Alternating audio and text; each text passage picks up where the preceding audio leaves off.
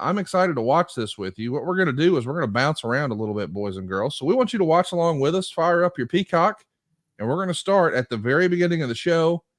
Eventually, we will pause and skip to another section, but we're going to open the show. And Tony, you can just hear it in your voice, the excitement when we open the show. And normally, Tony, before we do one of these big countdowns, you've got, or one of these big watch alongs, you've got a countdown. Do you have one today for us? No, I wanted Bryce to count us down. Okay, what do we start from? 10 or 5? 5. 5. All right, ready, Tony? This one's for you. Okay. This is great. 5.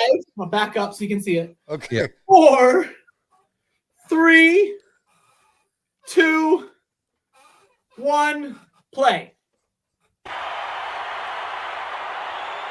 Oh, this is great. All the excitement of the World Wrestling Federation has filled the Meadowlands Arena. It's SummerSlam. The wait, the anticipation is over. Now it's time to feel the heat. Hi, everyone. I'm Tony Schiavone, joined in the broadcast location by Jesse the Body Ventura. Well, first of all, I'm going to tell you, Schiavone, don't you get out of line with me. Because I wrestled, you're the man responsible for Bobby Heenan getting run off the air. So you stay in line with me. Well, don't you worry about that, Jesse Ventura. But tonight, the big main event, they're all talking about Hulk Hogan, Brutus the Barber Beefcake against the Macho Man and Zeus. Unbelievable, Zeus. So, Tony, this is a special moment in your career. You're working with Jesse Ventura, but you're also in the Northeast. You know, through your travels with JCP, you went all over the place, but the Northeast was obviously, you know, the home of the WWF and a big pay-per-view, but you could just hear the excitement in your voice, or at least I think you could. Well, you know, I really thought I'd hit the big time. And I guess I had, wrestling wise, because even though it was the Northeast, you know, I kept up with the WWF, and I was a big fan. There's Emily Feinberg, Vince's assistant right there, the famous one. Go ahead and Google that name if you want. I think we're going to see Kevin Dunn hit a golf ball here too. I think that was him on a bike. And by the way, the little girl jumping in the pool, that was Stephanie in Vince's backyard. Right. In these opens here. Right. So, you know, I had watched Saturday night's main event on NBC. There's Kevin Dunn hitting a golf ball. And I was really excited about doing this. I mean, really excited about doing this. I had already done I do believe by that time, my first Madison Square Garden event, my Boston Garden event. So that was all really exciting. That was the same day, right, Tony? What's that? That was the same day. You told me that story. That you jetted from New York to Boston. Yeah. Yeah, New York to Boston, same day, man. New England Madison MSG, and then the New England Sports Network then. Which I don't know if MSG still. Do they still bring the Madison Square Garden shows on MSG Network? They probably don't.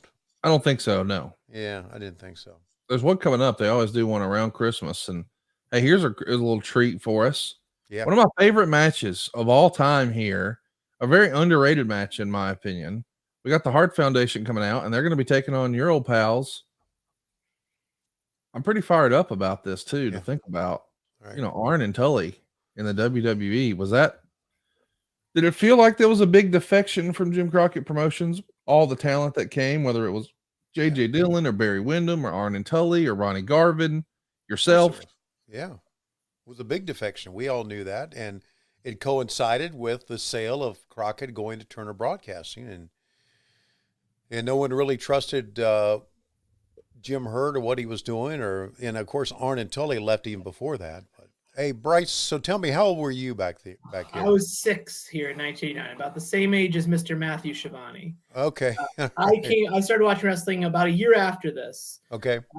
It was SummerSlam 90. It was the Ultimate Warrior. I remember getting in. I saw it at my friend's house, got the pay-per-view when I was 7 years old, and I was hooked. All the magazines, everything. I was a Northeast kid, so I was a WWE kid. My first event, I begged my dad to take me to the Hershey Park Arena. Right. December 26, 1991, day after Christmas, and the main event's Hulk Hogan versus Ric Flair. So it's all kind of been downhill from there. That was my first show ever. I was 8. But 1989, partially because of Conrad and Bruce, are one of my favorite years because I didn't experience it in real time. It's like going back and reliving it. So, you know, reading the old Observers and watching all the old papers, watching old TVs, that's kind of like I'm like back channel patchworking my fandom here. Mm. I got a happy Thanksgiving text from Tully Blanchard once. It blew my mind. Very Really? nice, very nice man. Tully and I had a special relationship because he was always trying to kind of in his time with AEW, he was also working as a minister in a prison in San Antonio. Right. So it was always this game. He would, get in at the very last minute and leave at the very first minute. You barely see him sometimes. Right. So he'd be delayed. We're trying to fix it because you were probably one of the people looking for him at the building. And he was sometimes not there yet. He would appear at the very last minute, go out, do his thing, go back to the hotel. He sometimes seemed at the hotel bar with one singular glass of red wine. That's what he said, just one glass of wine.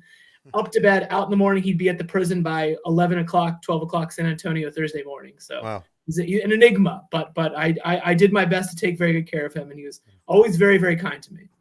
The thing about Tully is when I think about Tully from this era, he's probably the last man I thought would ever become a minister. Right? Yeah, right. Yeah, right. What a remarkable human being. And you want to talk about two great tag teams here.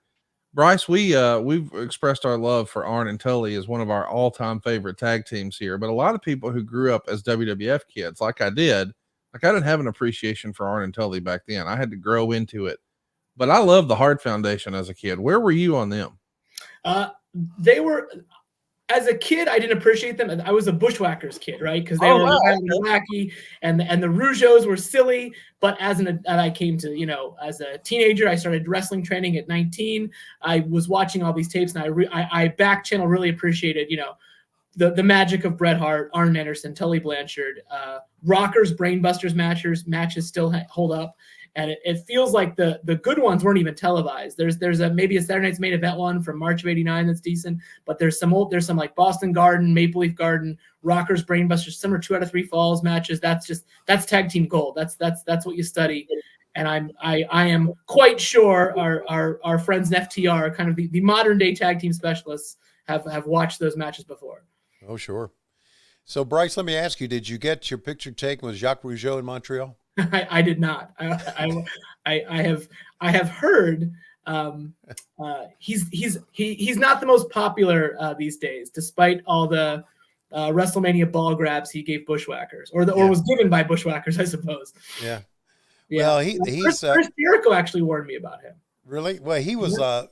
Listen, I've obviously known Jacques a long time, and he and I really get along, and he's so friendly backstage, and he told me, he said, I'd just like to meet Tony Khan. Oh, wow. And I said, well, Jacques, he's going to be out here pretty soon at the gorilla position. Go up and say hello. He said, but I don't want to interrupt him. I said, freaking interrupt him. I said, you're Jacques freaking Rougeau. Right. He's going to want to say hi to you. I have seen Tony be very excited to meet people of much lower stature than Jacques Rougeau. Right. So I'm sure that Tony be very excited to meet Jacques. Right. Yeah, when it comes to, I shouldn't say old-time wrestlers, but guys who've been in business for a long time, Tony knows them all, as we know. People he grew up with. He is so excited to meet them. So, hell, it's why I have a freaking job.